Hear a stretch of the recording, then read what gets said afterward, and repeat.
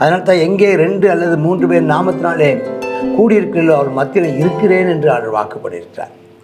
ஆகாரத்தை ஆசீர்வதிப்பாராம், ஏழைகளை அப்பத்தால் திருப்தியாக்குவாராம், ஆசாரிகளை ரட்சிப்பை உடுத்துவாராம், பரிசுத்தவான்களை சந்தோஷப்படுத்துவாராம். தாவீதினுடையதான சிங்காசனத்தை ஒரு கொம்புன்னா ராஜா, அடுத்து வரப்போகிறதான ஆளுகை, ஆமாம் உண்டை முளைக்க பண்ணுவேன்னாராம். அபிஷேகம் நடத்தினா ஒரு விளக்கு, ஒரு வெளிச்சம், ஒரு ஸ்தோத்திரம், ஒளி அவங்க குடும்பத்தில் இருக்குன்னாராம். அவன் சத்துருக்களுக்கு வெட்கத்தை உடுத்துவேன்னாராம். அவன் மீதில் அவன் கிரீடம் பூக்கும் என்றாராம்.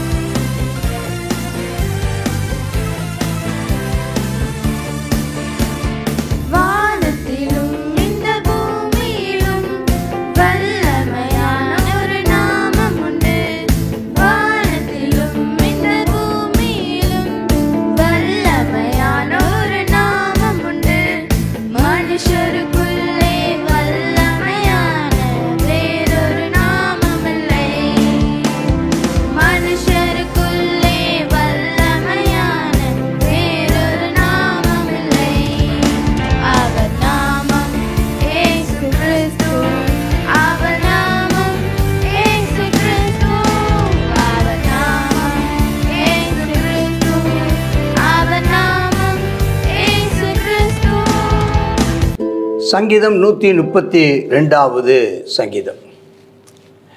இங்கே ஆண்டவருடைய இங்கே பார்க்குறோம், ஒரு தேவனோடு கூட உள்ளதான ஐக்கியத்தை வெளிப்படுத்துகிற ஐக்கியம், ஃபெல்லோஷிப், தேவனோடு உள்ள உறவை வலியுறுத்துகிற ஒரு சங்கீதம்.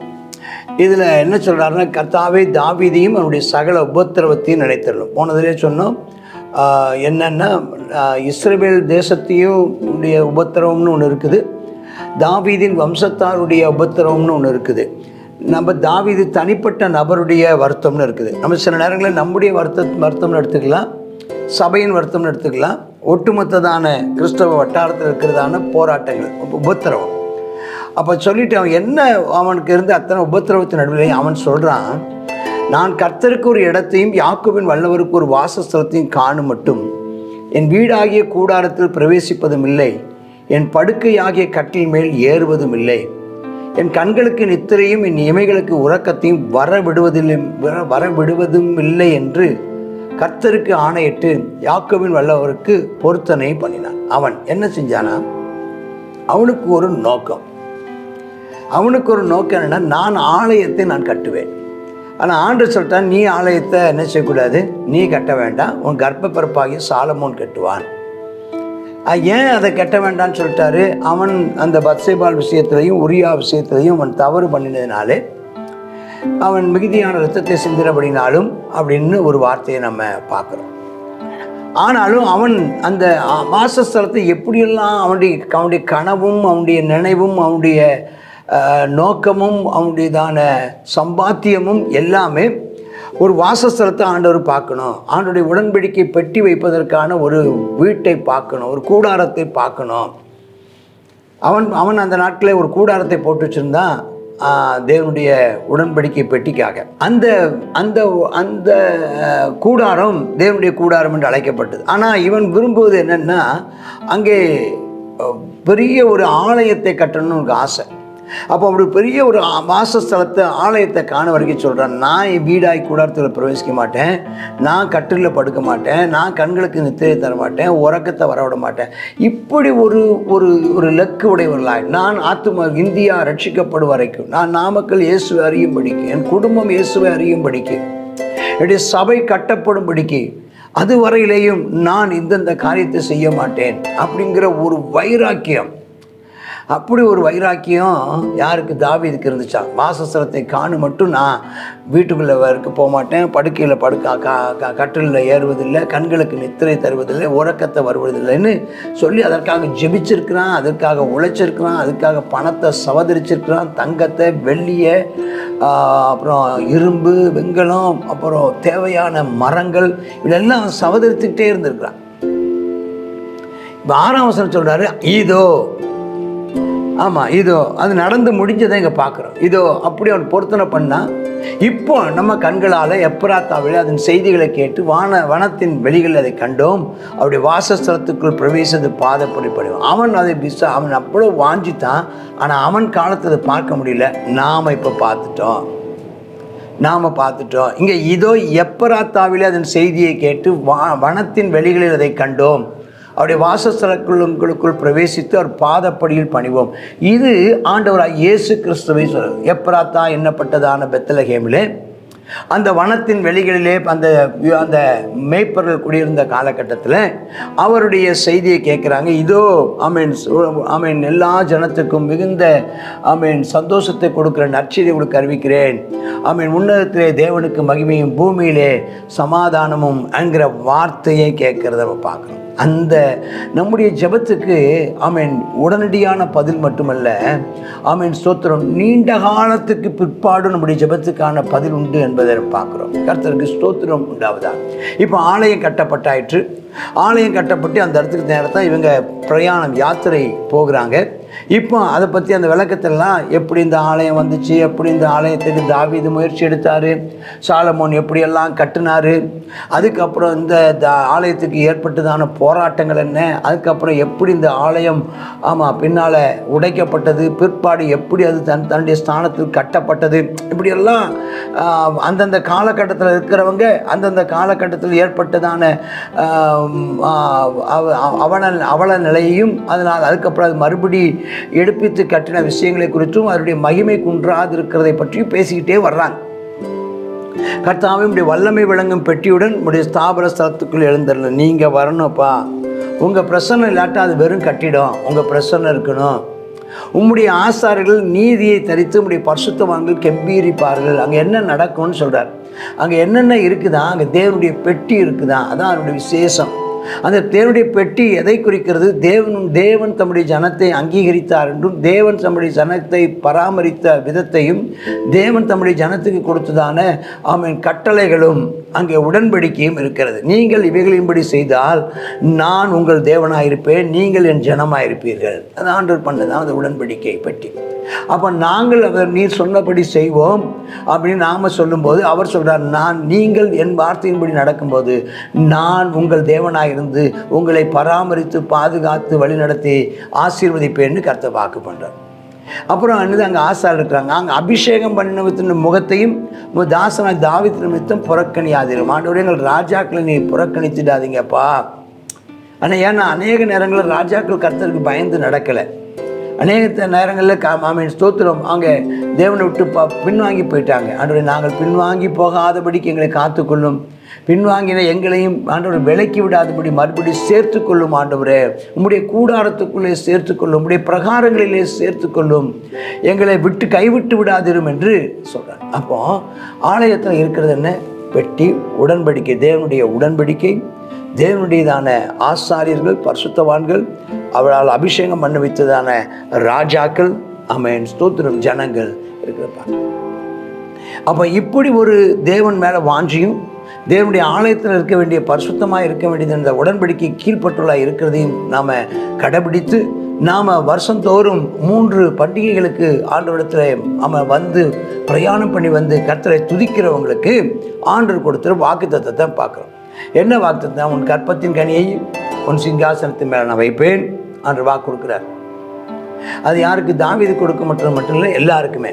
உன் குமாரன் உடன்படிக்கையும் நான் போதிக்கும் சாட்சிகளையும் காத்து நடந்தால், அவங்க கீழ்ப்படிந்தால், நான் அவர்கள் குமாரரும் என்றென்றைக்கு உன் சிங்காசனத்தை வீற்றிருப்பார் என்று கர்த்தர் உண்மையாய் ஆணையிட்டார். அதுதான் இன்னைக்கு வரைக்கும் இருந்துகிட்டே இருக்குது. அது இயேசு கிறிஸ்துவில் நிறைவேறினது. 13 கர்த்தர் சீயோனை தெரிந்து கொண்டார், அது தமக்கு வாசஸ்தலமாகும்படி விரும்பினார். ஆண்டவர் தான் அந்த எருசலேமை இங்கே ஆலயம் கட்ட வேண்டும் என்பதை தேவனே தெரிந்து கொண்டார். தேவனும் அதில் விருப்பப்பட்டார். தேவன் அங்கே தங்கி இருக்கிறார். அங்கே அவர் எந்நாளும் வாசம் பண்ணுவார். ஆம், தேவன் நம்முடைய ஜனங்கள் நடுவில் வாசம் பண்ண விரும்புகிறார். நம்முடைய தேவன் தூரமாக இருக்க விரும்பலை. தேவன் நம்முடைய நடுவில் வாசம் பண்ண விரும்புகிறார். அதனால தான் எங்கே 2 அல்லது 3 பேர் நாமத்தினாலே கூடியிருக்கிறோ அவர் மத்தியில் இருக்கிறேன் என்று அவர் வாக்குப்பட்டிருக்கிறார்.